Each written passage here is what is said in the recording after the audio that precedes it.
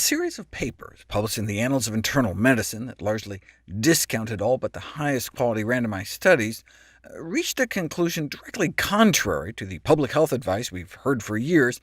They suggested that we should continue our current consumption of both red and processed meat. The authors based their exclusion of evidence on the so-called GRADE criteria, which were mainly developed for evaluating evidence from drug trials.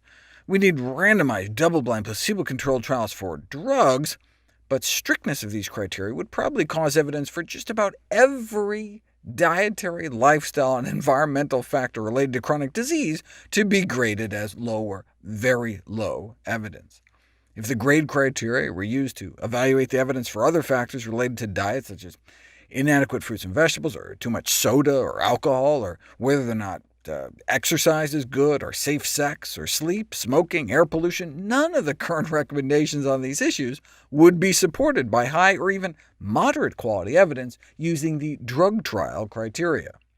But even after ignoring major parts of the available evidence, they still found an association between meat intake and an increased risk of cancer. And not just cancer, they found that adherence to dietary patterns lower in red or processed meat intake may result in a decreased risk for premature death, cardiometabolic disease, and mortality, meaning the risk of getting and dying of diseases like heart disease and type 2 diabetes, as well as the risk of getting cancer and dying from cancer. Yet they still concluded in their dietary guideline recommendations, continue your current red meat consumption, continue your processed meat consumption. Forget the whole premature death thing, cancer, heart disease, diabetes, just keep eating your burgers and bacon.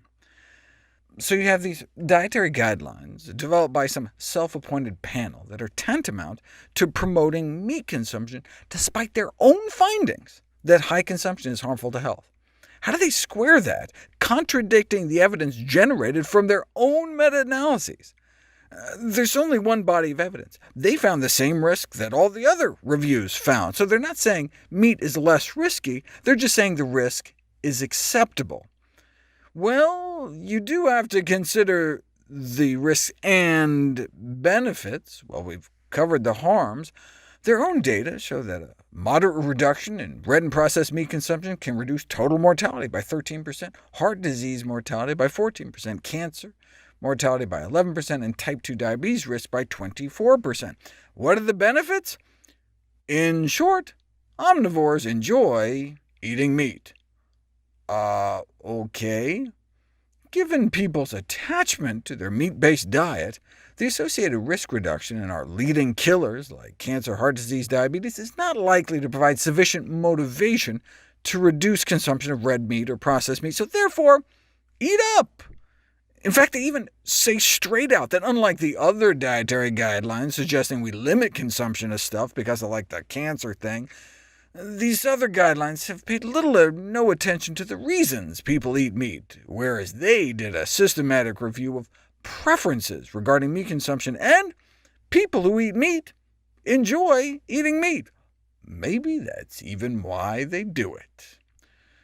They're generally unwilling to change their meat consumption, even in response to health concerns, so the panel believed, you'll remember, with generous support of a group getting millions every year from the meat industry, the panel believed that for the majority of individuals, the desirable effects like lowering your risk of family-devastating cancer and heart attacks associated with reducing meat consumption probably do not outweigh the undesirable effects like having to give up all that yummy meat. This is what led them to make their recommendation to continue current consumption. That sounds like something straight out of the journal Meat Science. Why should we keep eating red meat? Because of the enjoyment. People also like to smoke, they like to drink soda, they like to have unsafe sex. It's kind of like saying, we know motorcycle helmets can save lives, but some people still prefer the feeling of the wind in their hair, so let's just tell people to not wear helmets? But you'll actually see this argument. Complying with dietary recommendations imposes a taste cost on consumers, so how about socially desirable dietary recommendations that are most compatible with consumer preferences, that best balance health benefits against taste cost? So hey, even if science told us that eating butter is unhealthy, its taste justifies the continuation of using it.